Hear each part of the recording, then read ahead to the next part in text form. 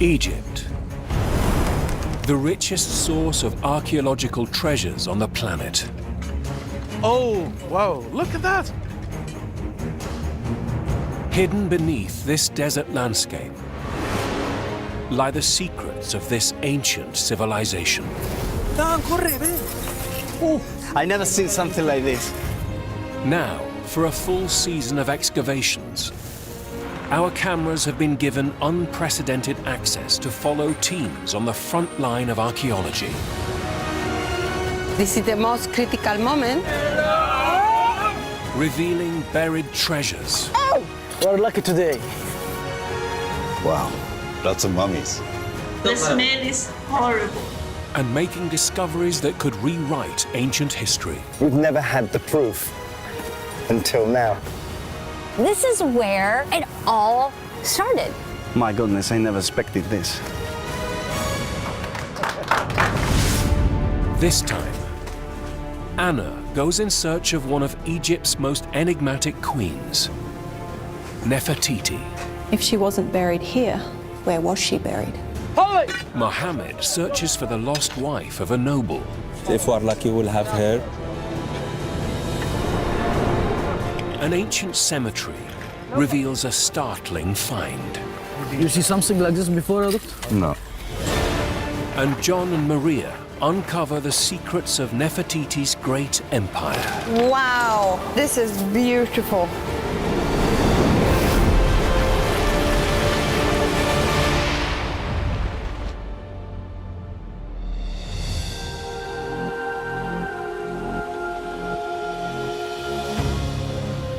Egypt, land of the mighty pharaohs, buried in monumental tombs, with dazzling treasures.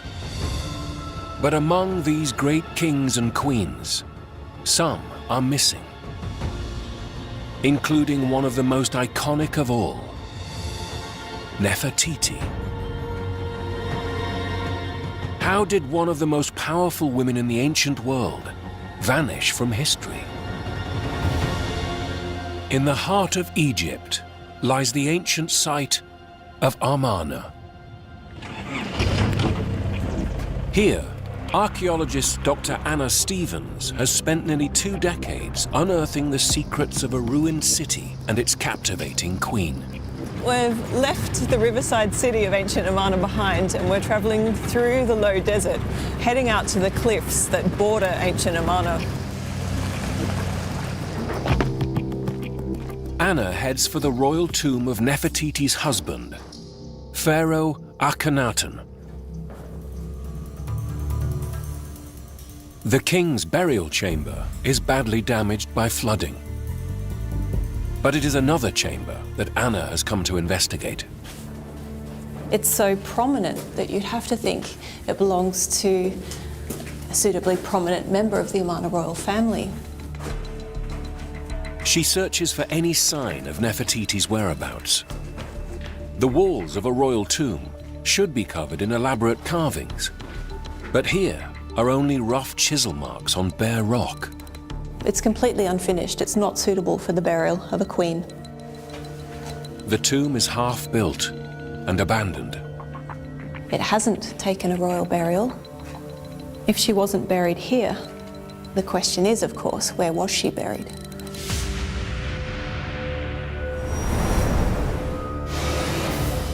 These ruins were once a vast city from which Nefertiti and Akhenaten ruled over their great empire. Nestling on the east bank of the Nile, Nefertiti's capital city covered over 3,000 acres and was home to up to 50,000 people. What is now barren landscape was once one of the greatest cities in the ancient world. And from these palaces and temples, the royal couple ruled over all of Egypt. She doesn't appear to be buried here, but does this place hold clues to the fate of the missing queen? Nefertiti is famous today because of this iconic bust of her. She has one of the most well-known faces in all of ancient Egypt. This is about the spot that the bust was actually found. We're in the house and the workshop of a sculptor who was probably called Thutmose. This is where the Nefertiti bust was originally created. It's one version of Nefertiti's official portrait. She may herself have signed off on this image. But really we have no idea what she looked like in real life. Nefertiti's early life is also still a mystery. Her father was probably vizier to Pharaoh Amenhotep III, so she would have been brought up in a royal palace. By the age of just 15, she married Amenhotep's second son, the new pharaoh, Akhenaten, and bore him 6 daughters.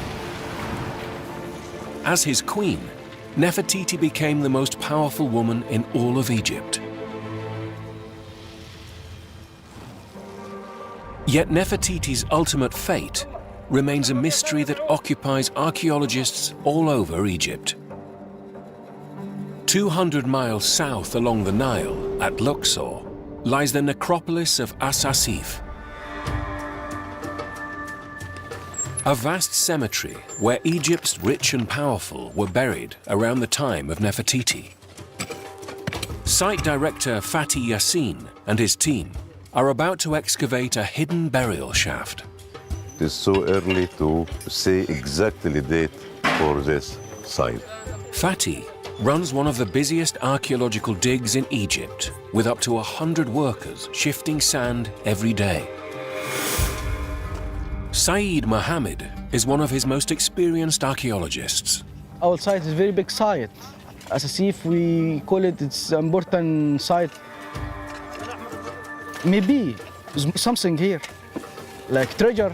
This ancient cemetery is full of artifacts. All this debris is from the ancient time. All we found like this, pottery. It's ancient pottery. Most of the finds are from the same era as Nefertiti.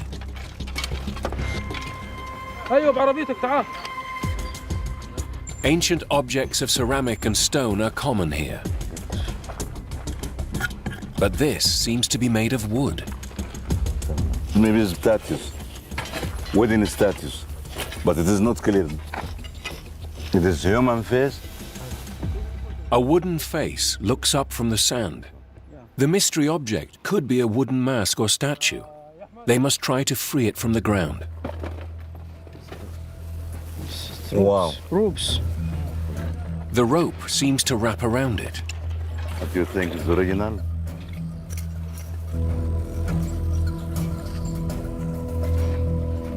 Wow. Oh. It's the first time we see something like this, ropes. Yeah. What do you think? Coffin? No. Coffin finds are rare, particularly ones dating back to the time of Nefertiti. But whatever it is in the ground, it's quite large. Here can say this coffin, not a statue. We're lucky today. This is no ordinary burial. Only 1 in 20 people could afford a coffin in ancient Egypt. You can see here is another rope. It's very exciting. The rope, made from twisted palm leaves, is tied around the feet. We are first people we are. This is something. I'm very happy. For Saeed, the ropes can mean only one thing. It puts the ropes to close something. Of course, there is something inside. Mummy or someone. If the coffin does have a mummy in it, it could date back to Nefertiti's time. 100 miles south, at Gebel El Silsila. Everybody here? It's 7 a.m. Husband and wife team Maria Nielsen and John Ward set course for the ancient sandstone pits that pharaohs quarried for their great monuments, statues, temples, and palaces. Good morning, John. Good morning. It's early in the morning, I haven't had enough coffee yet. Akhenaten and Nefertiti opened several quarries here. Gebel El Silsila, golden sandstone, was revered and required by all the pharaohs. John and Maria hoped to discover important clues about what Akhenaten and Nefertiti were building at the time. The size of the gallery shows the scale of excavation. People don't realize the sheer magnitude. This one pillar alone is monumentally huge. And this supports the roof above me. Before they can investigate the clues here, they must clear the thick layer of sand. Jen. It's always a good start when our workers describe it as heaven. So clean, clean, clean, clean, clean, clean, clean, clean, clean, clean, clean. Down on the floor. Clean, clean, clean, clean, clean, clean. Onto the floor. It's going to be dirty. As they clear the floor, John makes a surprising discovery. Hey, guess what I got? You got to be kidding me.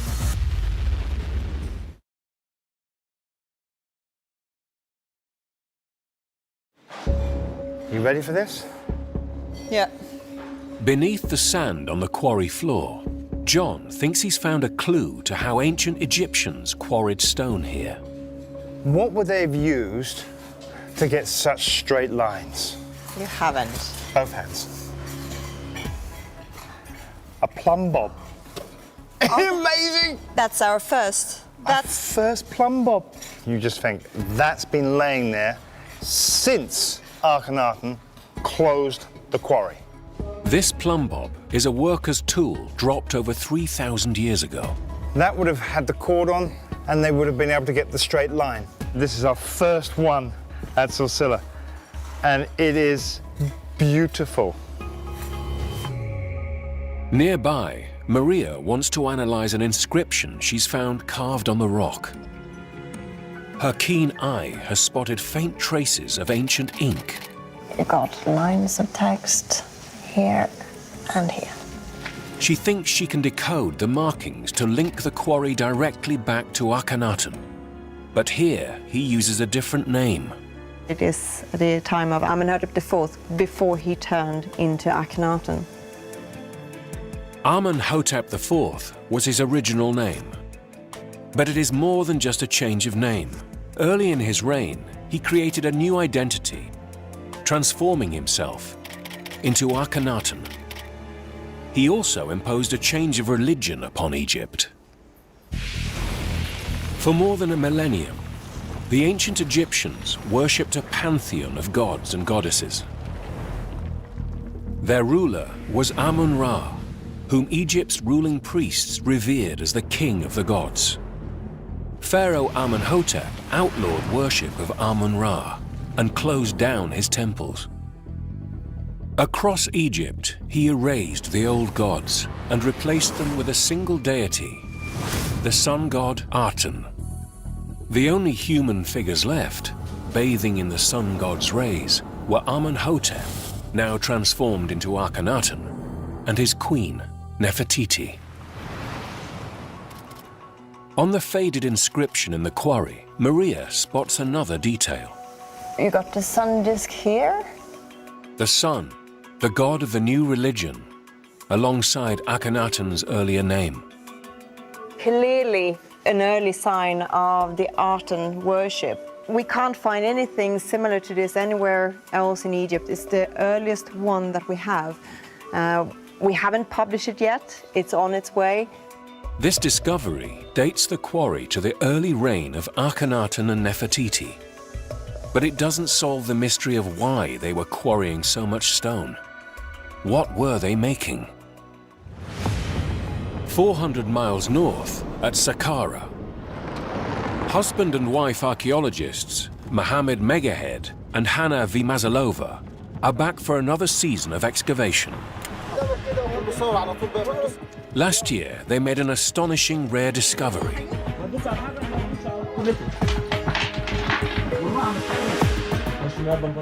A tomb dating back over 4,000 years, in pristine condition. The day we entered the tomb, it was an unforgettable day for all of us. It belongs to a man called Huey, a high official of Pharaoh Djedkareh, who lived 1,000 years before Nefertiti. Huey may even be a member of the royal family. It's a spectacular find, but there's a mystery. Usually, ancient Egyptians were buried with their wives in their tombs. In our case, we have only Huey. Huey's wife should be buried with her husband, but she isn't. She's missing, just like Nefertiti, and Mohammed wants to find her. It means we will be looking for perhaps similar tomb, maybe much bigger tomb, the same quality of reliefs for his wife. Her tomb should be as magnificent as Huey's itself. Why people love Egypt and love ancient Egypt? Because it's full of secrets and magic. For example, Queen Nefertiti, her tomb was never found. Family members from this time are generally buried close together, so Huey's wife must be nearby. We still need to go a little bit deeper in the west side to make sure that there is no other entrance for a corridor, or we have to look around for another shaft in the mastaba. A mastaba is a massive flat-top structure that ancient Egyptians built over tombs. Digging deeper, Mohammed finds a possible clue to another entrance. The pure white rock finish of the mastaba changes to a different kind of rock. This is the white, nice limestone, and in the bottom it's completely local limestone, exactly like the entrance of Huey. Local limestone surrounds the entrance to Huey's tomb. The same stone here could mark another entrance to his wife's burial chamber. So the plan for today is to clear it all, go deeper, reach the floor. We hope to find something, and you never know what the sand of Egypt might hide. Could the team be on the brink of another major discovery?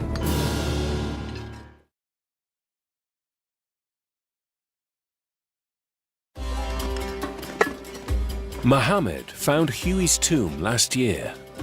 It dates to a time called the Old Kingdom, 1,000 years before Nefertiti. The tomb of Huey's missing wife could be every bit as spectacular as her husband's. This is one of the most important and interesting tombs in Old Kingdom. The scenes help Huey on his journey to the afterlife. An offering wall gives instructions for 95 different offering rituals. Jars of beer, bread, meat. There is no mention for the wife because everything underground here is for Huey. She is not with him on the walls, but she is family. Her tomb shouldn't be far away. Outside, Mohammed's own wife, Hannah, is also helping in the search for Huey's wife. We hope that we might find Huey's wife. At the moment, we are in the area which is directly opposite to the entrance to the tomb. They must dig carefully, as the sand is full of ancient fragments. Each one could be a vital clue. These are not just bones. It looks like a complete skeleton. Has Hannah discovered Huey's wife?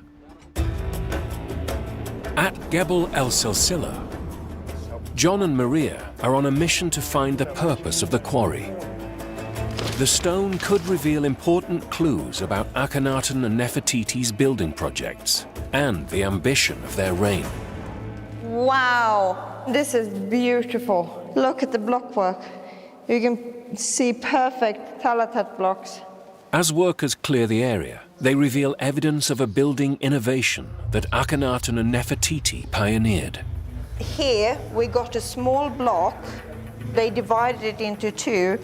And at the end of that, you will have two perfect Talatat blocks. They're ready to come through here, aren't they? Yeah, exactly.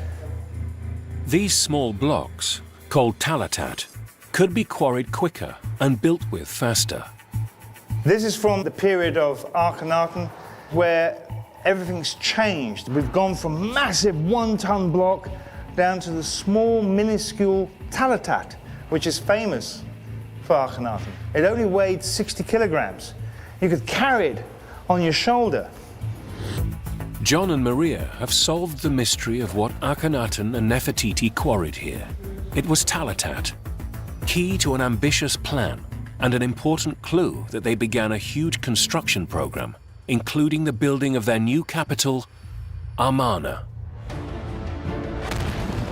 Using the newly invented Talatat blocks, the city rose from the desert in record time. Akhenaten built a lavish palace for himself and Nefertiti in the center, and two vast temples. Thousands gathered here to worship the sun god Aten as the sun moved east to west. Spread around the outside were hundreds of stone tables for lavish offerings to their god. This monumental complex gave Akhenaten and Nefertiti total control over religion in Egypt. But the city's most famous resident, Queen Nefertiti, is missing. Could the city itself hold clues to her fate? At Amarna, Anna heads beyond the city limits to investigate a cemetery for Amarna's elite. Tombs richly decorated with pictures of the king and queen might still reveal vital evidence. The royal couple seem to be in a land of paradise. They ride their chariots. They hand out gifts to their adoring crowds and make lavish offerings to the sun god, the Aten.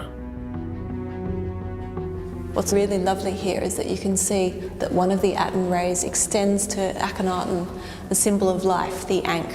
So the Aten is providing the king with life. So did the couple live out their lives in this utopia? The idyllic scenes also bear marks of violence. The faces of the king and queen seem to have been deliberately hacked out. But it's actually being done to obliterate their image. Nefertiti and Akhenaten's great religious revolution has been destroyed.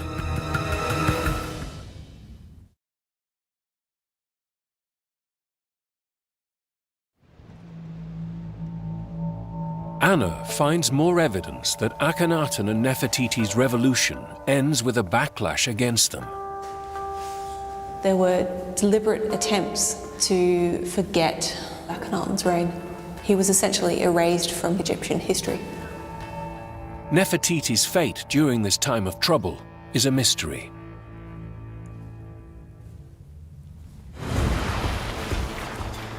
Akhenaten and Nefertiti ruled for 17 years.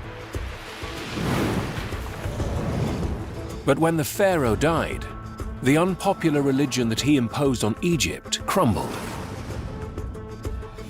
People of Egypt returned to the old traditional gods that Akhenaten had banned.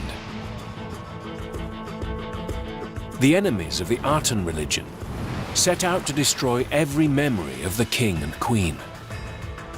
Their revenge on Akhenaten was to attempt to rub him out of history.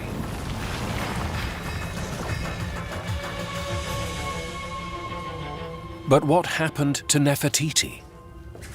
This is still part of the tomb. It's completely unfinished, presumably because the city was abandoned. The king had died. Everyone had to uproot, leave the city. Akhenaten's vision ultimately failed. In the heat of this crisis, where was the queen? One of the big questions is what happened to Nefertiti. If she was still living after Akhenaten's death, she can't have stayed on at Amarna very much longer. Where did she go? What happened to Nefertiti? In Luxor, Egyptologist Chris Naunton is also on the trail of the missing queen. He has come to the ancient city of Thebes, where Nefertiti was born, to the tomb of a priest. This is normally closed to the public, so it's having to take the seal off and then we'll be able to go inside. In the tomb, he wants to find clues to what might have happened to Nefertiti following Akhenaten's death. In his final years, did the king replace her with a new queen?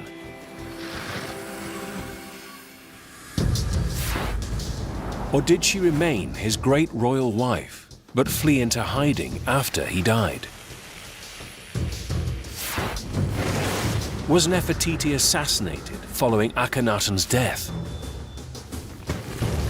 Or did she continue as queen?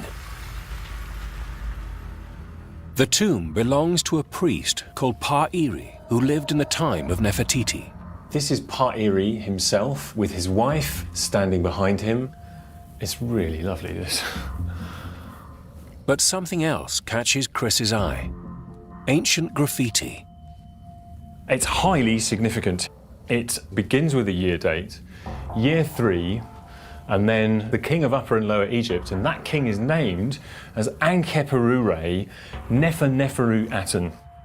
So just who was this ruler? And this king is little known, shadowy figure.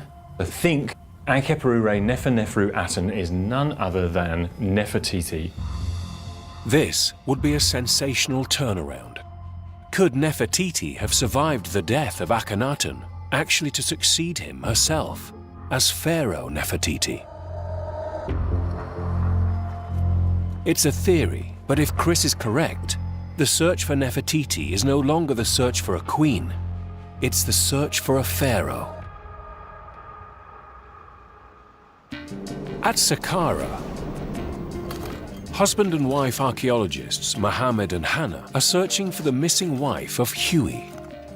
She should be buried with her husband in his magnificent tomb, but she isn't. They believe that she must be nearby, and Hannah has found human remains. The skeleton very nicely preserved, even though many of the bones are fragmented. The teeth show that this is a mature adult. You can see the upper part of the teeth is quite worn down. The skeleton itself shows that the health of this individual was not very good.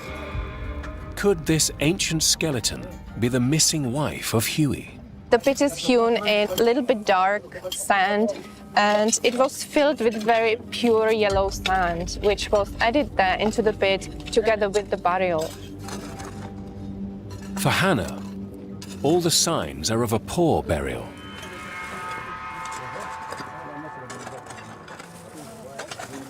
We are learning a lot about the people of the past, the way they lived, how they suffered. It's a little bit like looking into a very old album of your family. It's not Huey's wife, but families are normally buried close together. She should be buried nearby. Just yards away, Mohammed continues the search for another tomb entrance. We have to continue digging down into the floor and keep looking for our lady, Huey's wife, and if we are lucky, we'll have her. In Luxor, at Asasif, Fatih and Saeed have found a wooden coffin in the cemetery of the rich and powerful from the era of Nefertiti. They are anxious to free it from the grip of the sand. It's good. Saeed digs a little deeper to see underneath it. You see? Feel it? The base. A complete ancient coffin is a major find. It means we hope we found complete mummy inside. It's very exciting. But they have a lot of work before they can get it out. Yo, doctor, I think we found another something. Yeah. Very important. Wow. There seems to be something buried with the coffin. From the first look, I think something from pottery. Offering, something for offering. Yeah. Looks complete, but we will see. Yeah. Saeed thinks the vase may have contained offerings for the afterlife, but something else catches Fatih's attention. Things look dead. Wow. You are sure? Yeah, I'm quite sure. You see something like this before, doctor? No. First time. This appears to be bread, untouched for 3,500 years. If it is bread, it will be something that is very special here.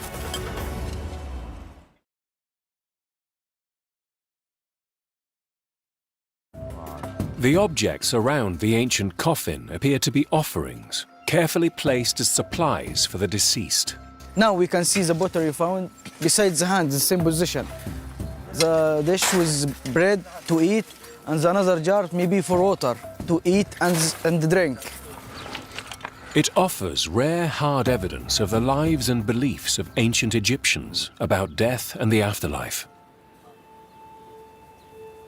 Complete. Wow.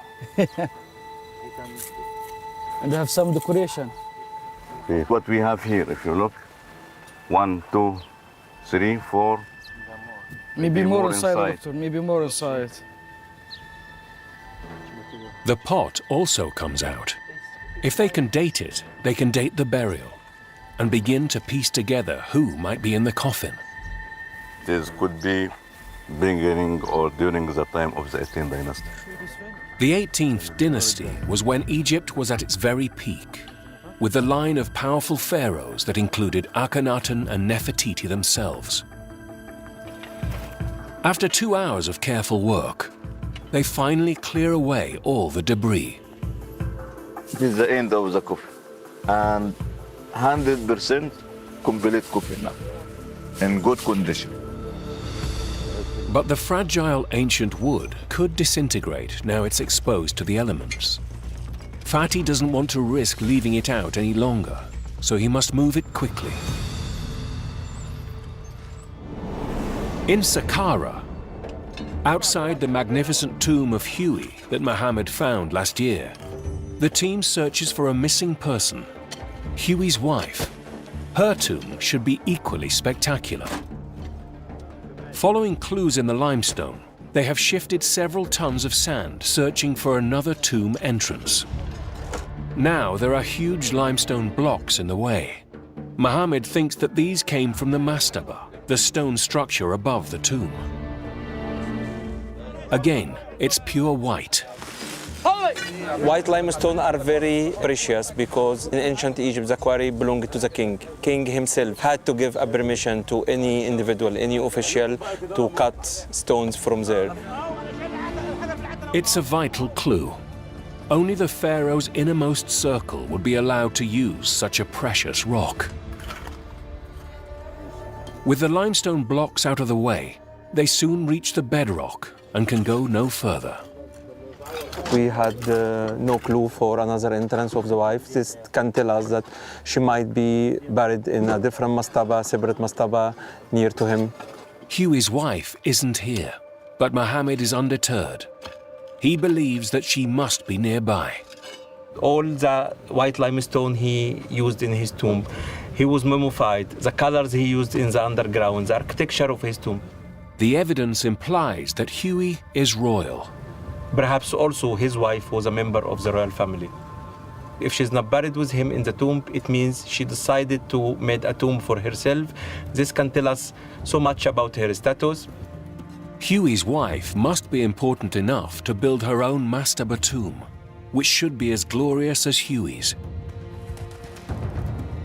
The hunt for Huey's wife just got bigger. We only found 30 or 40% of ancient Egyptian monuments, and this might be true because the sand of Egypt still hides so many secrets.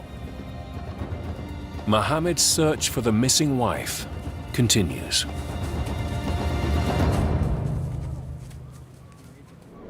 In Luxor, at Asasif,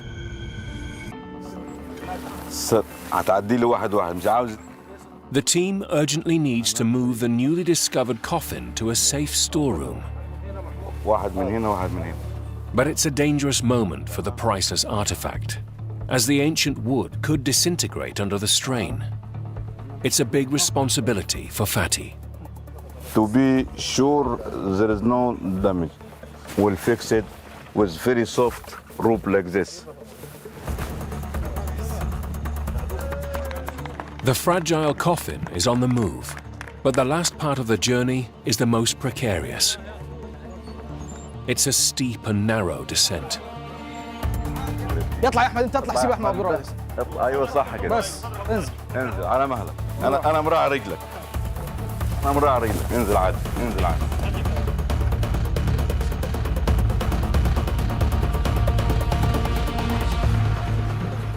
Let's lay now. Yeah, succeed. Good. مبروك يا دكتور. The coffin is still in one piece. Now I can take deep breaths like this, and everything is perfect now. I can sleep well this night because I didn't sleep well since we found it. With the coffin now safely in the field lab, specialist conservator Ahmed Gad must inspect the wood for any weakness. We should remove everything and check everything okay, and after that we can start to open.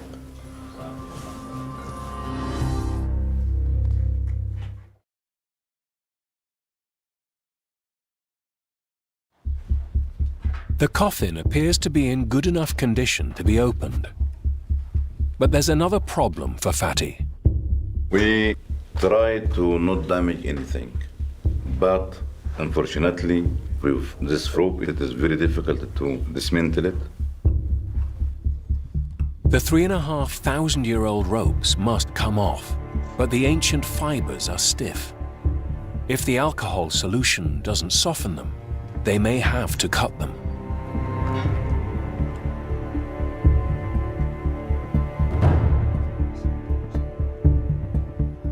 If it breaks, I'll be a little bit sad. Wow. Wow. Very good. The knot undone, they begin the slow task of removing plaster that sticks the fragile lid to the coffin. Fatih gets his first glimpse inside. It's very exciting, very good indication. Do you know why? Because we have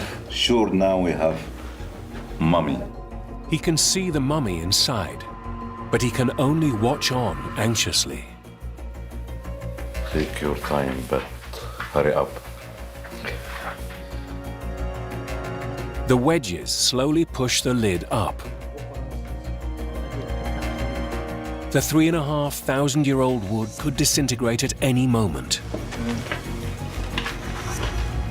Wow. Masks protect against any ancient diseases. Okay.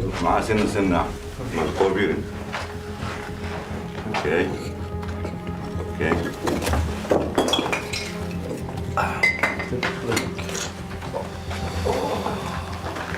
Oh my God.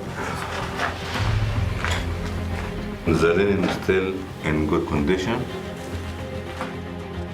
For the first time, they lay eyes on what's clearly a human form, wrapped in plain linen that was woven 30 centuries ago. It is a very good day today.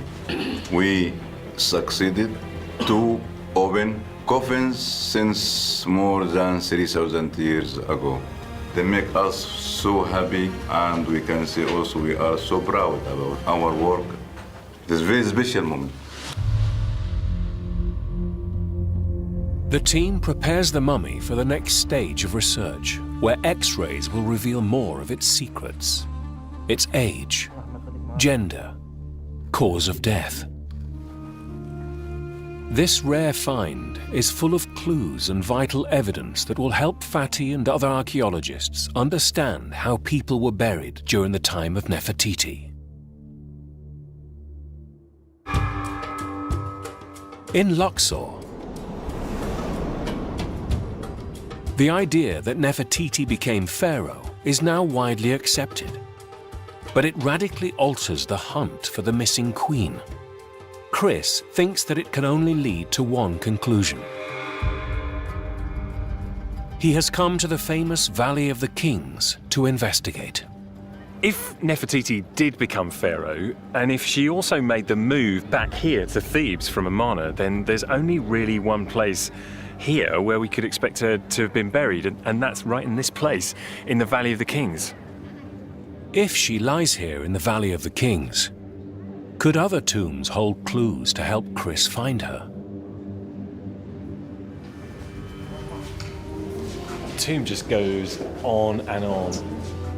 Passages and chambers extend over 600 feet deep into the rock. The tombs in the Valley of the Kings are all different, but they're monumental, very large, grand spaces, long corridors, multiple chambers leading off them. If Nefertiti had a tomb in the Valley of the Kings, you've got to think that it would have been like this one. If this tomb is a guide to how Nefertiti's tomb might be, how could it have escaped detection for all this time? Where could Nefertiti be hiding? In search of answers, Chris heads for the most famous tomb in the Valley of the Kings, King Tutankhamun's. He was the first pharaoh known to be buried here after Nefertiti's reign. This tomb is a real oddity. When you think about how famous Tutankhamun is, the tomb itself just somehow doesn't fit. It's really small by comparison with the other tombs in the Valley of the Kings. There's something just not quite right here. There are many things about Tutankhamun's tomb that don't add up. The entrance to the tomb turns right, when for a male pharaoh, it should be a turn to the left. Tutankhamun's nested coffins have double cobra and vulture headdresses, normally only associated with female coffins. And the most famous icon in Egyptian archaeology, the magnificent golden death mask of Tutankhamun, reveals earring holes. And while Tut's name is engraved on the shoulder, hidden beneath it are faint traces of the cartouche of Ankeperure Neferuaten, or Nefertiti. Could Tutankhamun have been buried with Nefertiti's death mask in a small side chamber of a hidden bigger tomb meant for her? Chris continues to investigate.